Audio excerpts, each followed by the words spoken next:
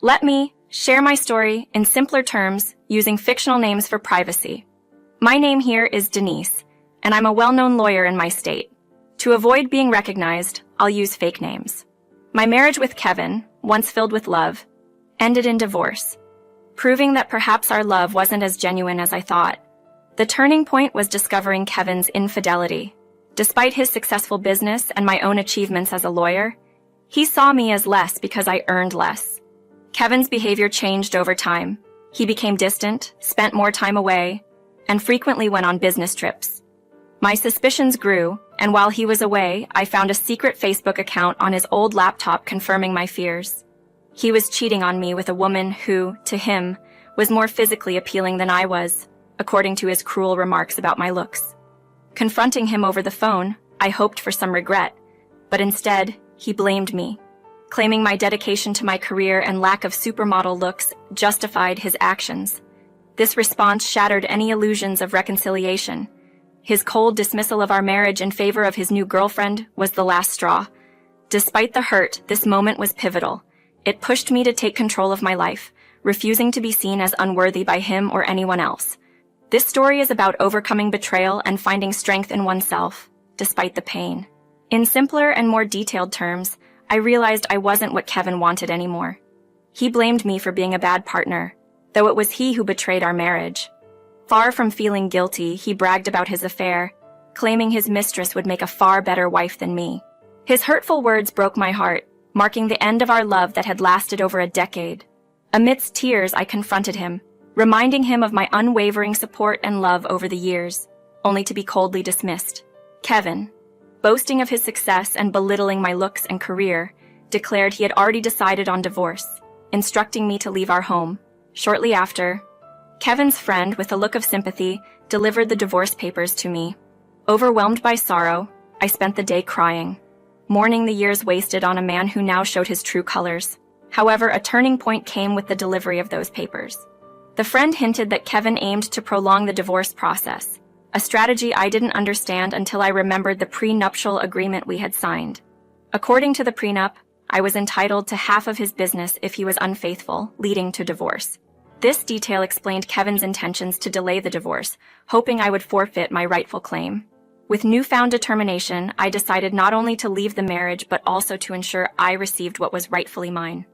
I contacted his lawyer to arrange a meeting and swiftly moved out to my childhood home, ready to start anew and fight for my rights.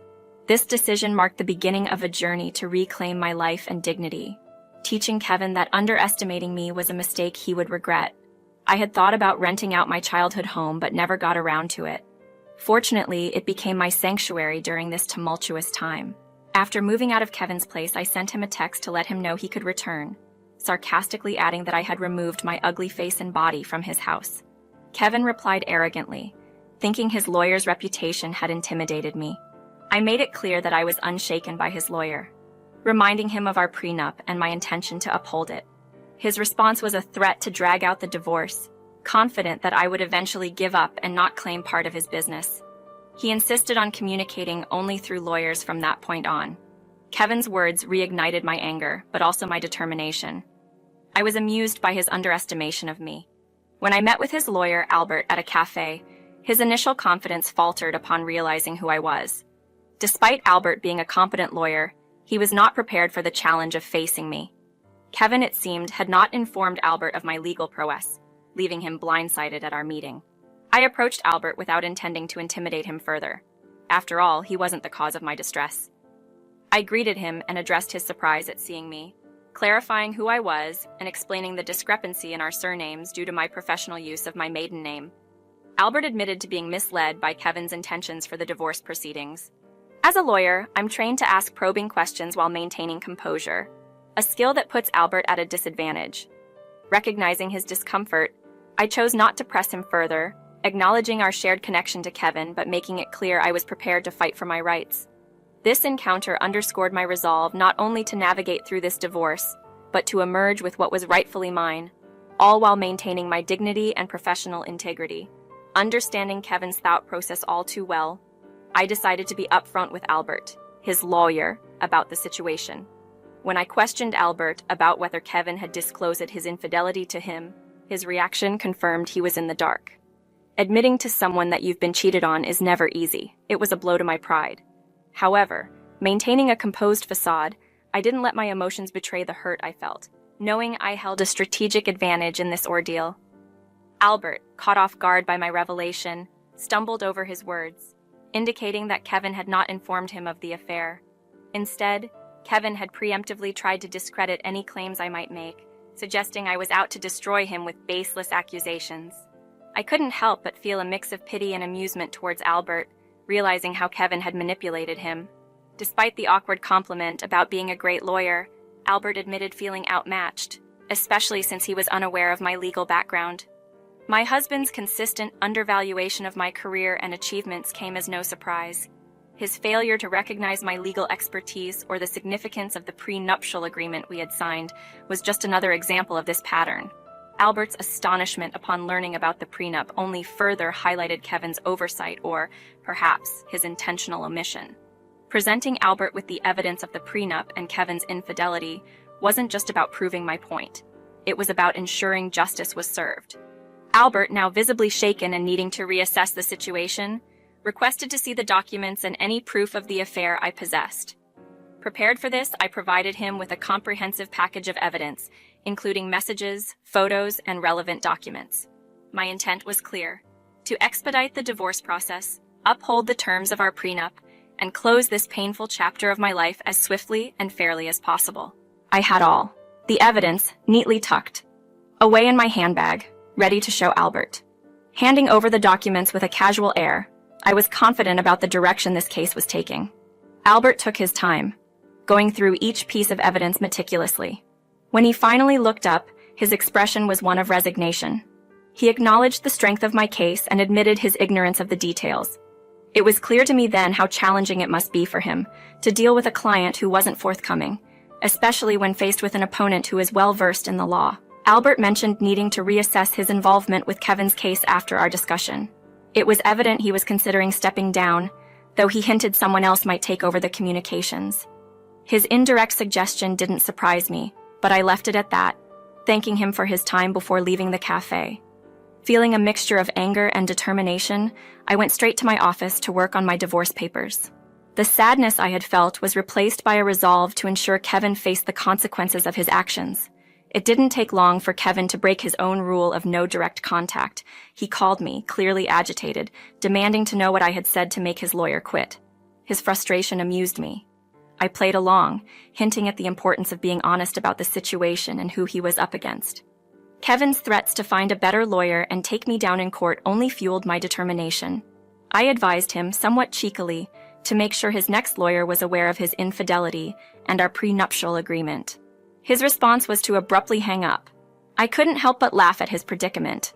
I knew he would struggle to find a lawyer willing to take his case, given my reputation in the legal community and the solid evidence I had against him. True to my predictions, Kevin eventually had no other option but to come back, likely to negotiate. His arrogance had led him into a corner, and now he was facing the reality of the situation.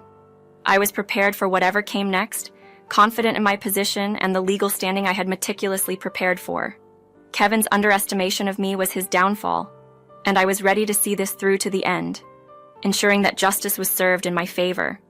As I was preparing for work one morning, a knock at the door took me by surprise. It was an unexpected visitor, especially at such an early hour. My astonishment grew when I opened the door to see Kevin, my estranged husband, looking defeated and worn out.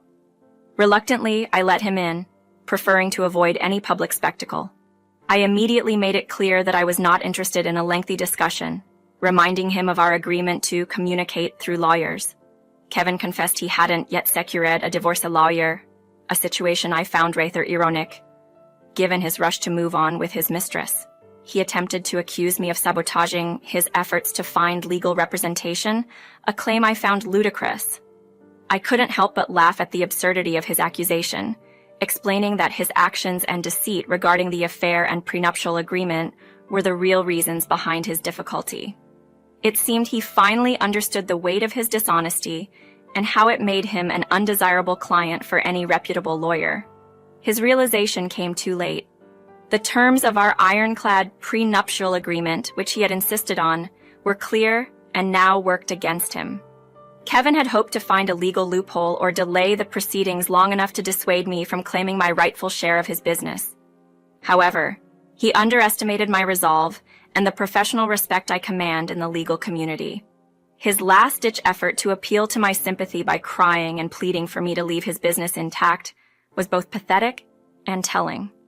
He begged me not to enforce the clause that entitled me to half of the business in the event of his infidelity, a clause he had once been so eager to include. Despite his pleas, I remained unmoved. His betrayal, packaged with a shallow apology, could not erase the pain and disrespect he had shown. Kevin's mistake was not just his infidelity, but underestimating my strength and determination to uphold my rights. I was firm in my decision to claim what was rightfully mine, not just for the sake of justice, but as a testament to my self-worth and the consequences of his actions.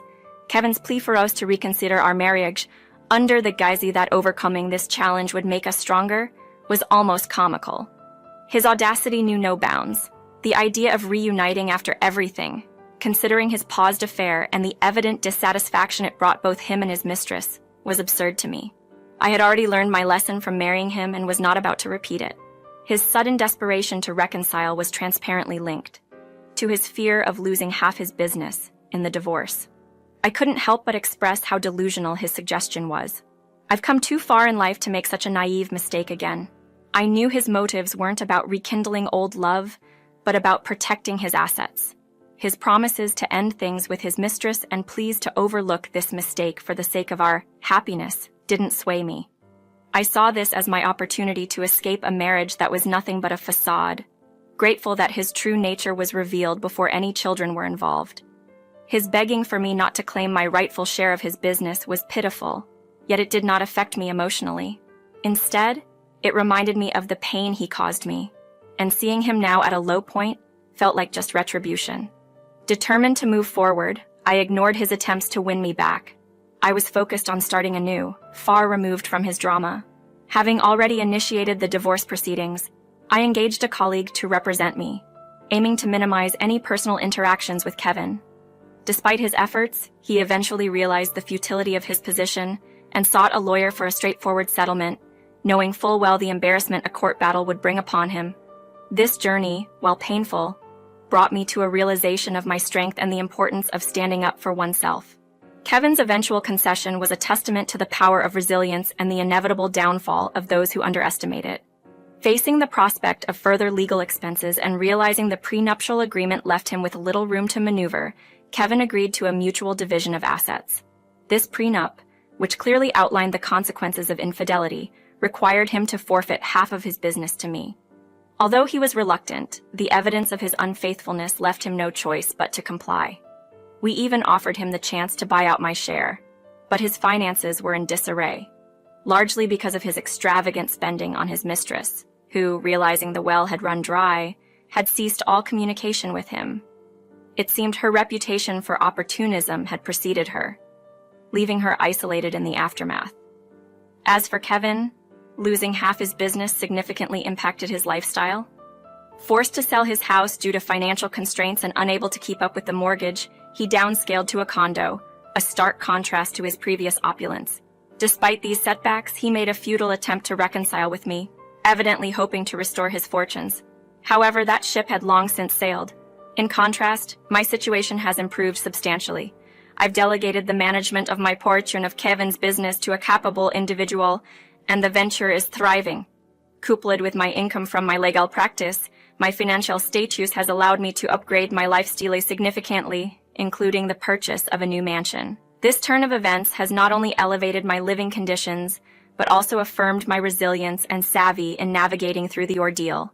This entire episode has underscored a satisfying reversal of fortunes.